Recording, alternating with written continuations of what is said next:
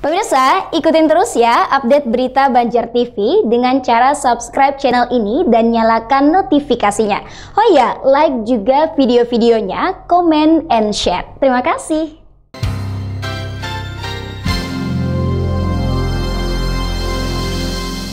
Pemirsa, PMI Banjarmasin krisis darah dan memohon kepada warga Banjarmasin untuk dapat mendonorkan darah dan tidak harus takut selama merasa diri sehat.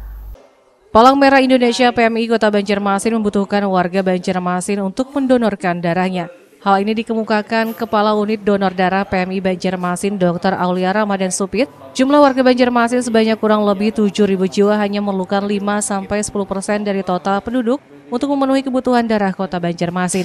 Artinya sekitar 35.000 sampai 70.000 jiwa terketuk hati untuk membantu sesama agar kebutuhan stok darah di Banjarmasin terpenuhi sehari-harinya. Mengingat saat ini sedang dalam kekhawatiran wabah virus corona, stok darah di PMI Banjarmasin benar-benar kosong. Jadi tetap masyarakat Kota Banjarmasin yang berjumlah kurang lebih 700.000 orang, kita hanya membutuhkan mungkin 5-10%-nya dari total jumlah penduduk untuk mendonorkan darah. Karena kebutuhan kita per hari itu terus meningkat dari 100 sampai 150, bahkan kadang 200 per hari. Dari mana lagi kami bisa mendapatkan darah, karena darah tidak bisa dibuat melalui pabrik. Jadi mohon masyarakat atau pimpinan-pimpinan daerah yang ada di Kota Banjarmasin maupun Provinsi Kalsel untuk menggalakkan agar ayo berdonor bersama. Saat ini stok darah masih kosong, tidak ada penyimpanan darah sama sekali. Saat ini pun kalau ada yang mendonorkan darah masih belum bisa menyetok. Kebutuhan akan darah di Kota Banjarmasin terus meningkat sehingga ia pun memohon kepada warga Banjarmasin dapat mendonorkan darah dan tidak harus takut selama merasa diri sehat. Rama pun menerangkan kebutuhan darah sangat diperlukan saat ini karena pihak yang memerlukan ini adalah semua rumah sakit di Banjarmasin. Murtasia, Risna, Banjar TV.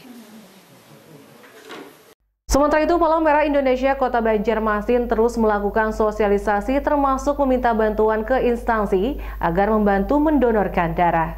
Sementara itu, untuk Rama pihaknya sudah melakukan sosialisasi kemana-mana termasuk meminta bantuan ke berbagai instansi. Karena untuk kebutuhan satu rumah sakit seperti Rumah Sakit Ulin memerlukan sedikitnya 50-100 kantong darah seharinya.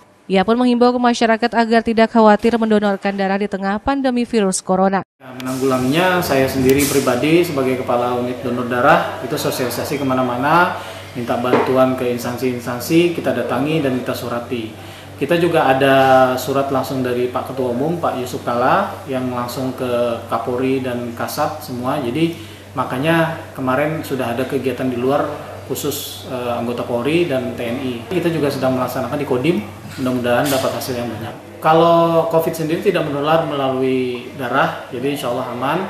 Yang penting kita dalam kondisi sehat, itu insya Allah boleh mendonorkan darah. COVID-19 ini tidak menular lewat darah. Di PMI sendiri pihaknya juga akan menyaring terlebih dahulu darah pendonor, apakah layak atau tidak untuk kemudian disalurkan. Murtasia, Risna, Banjar TV.